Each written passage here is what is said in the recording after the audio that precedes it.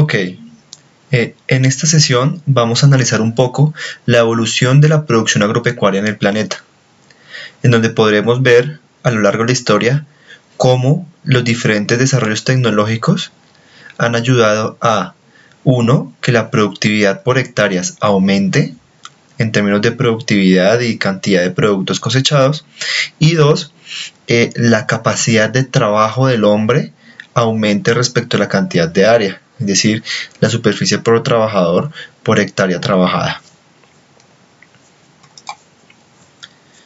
Empezamos un poco en la historia con las primeras agriculturas que la llamamos la agricultura manual. Como vemos aquí, es una agricultura poco productiva en términos de productividad y superficie de trabajo del hombre.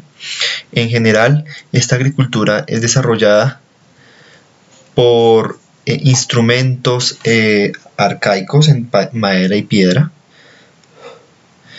En general, características de esta época, la poca fertilidad del suelo generada por la deforestación, es decir, el humano deforestaba y para cosechar y para utilizar la madera, y en general existían pocas fuentes de forraje para animales.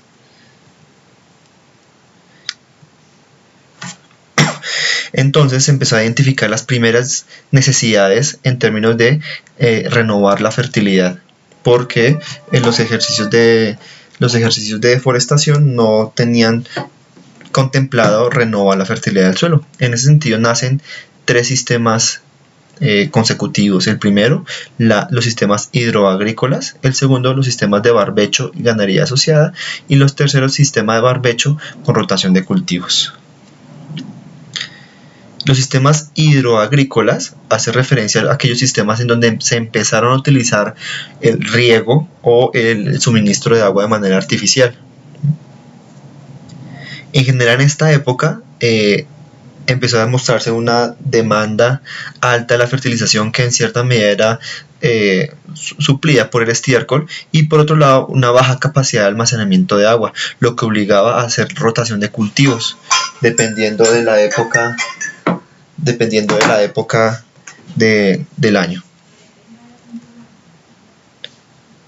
Ahora, si comparamos un poco la agricultura manual con la hidroagricultura, sí se denota un poco el aumento, principalmente en términos de la capacidad de trabajo del hombre por hectárea.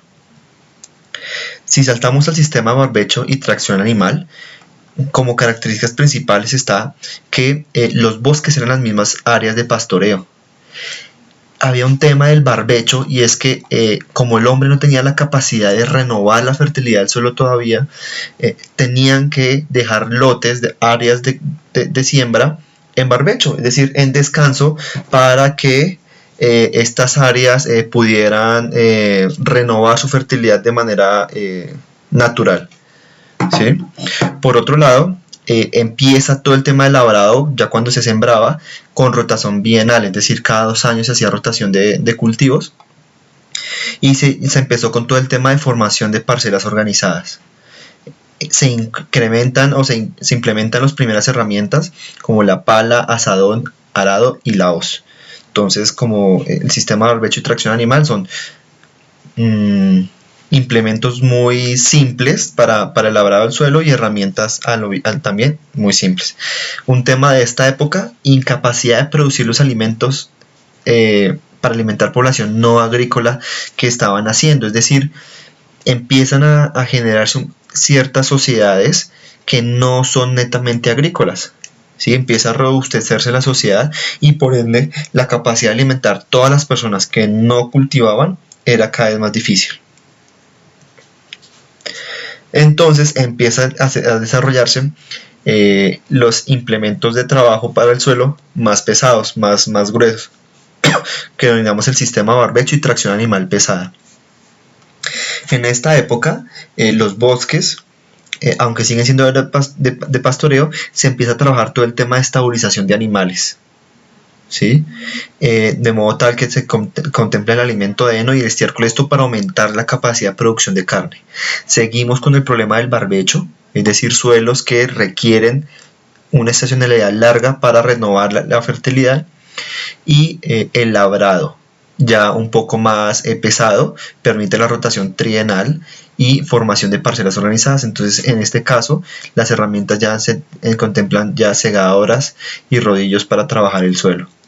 Sin embargo, la capacidad de producir alimentos de la población sigue siendo un poco deficiente y por ende el modelo no era sostenible. Entonces, hemos viajado por estos puntos. Entonces, cada momento del tiempo permite aumentar la llegada de mecanización y implementos para trabajo del suelo, permite aumentar tanto la productividad como aumentar la capacidad de trabajo del suelo en términos de área por cada persona.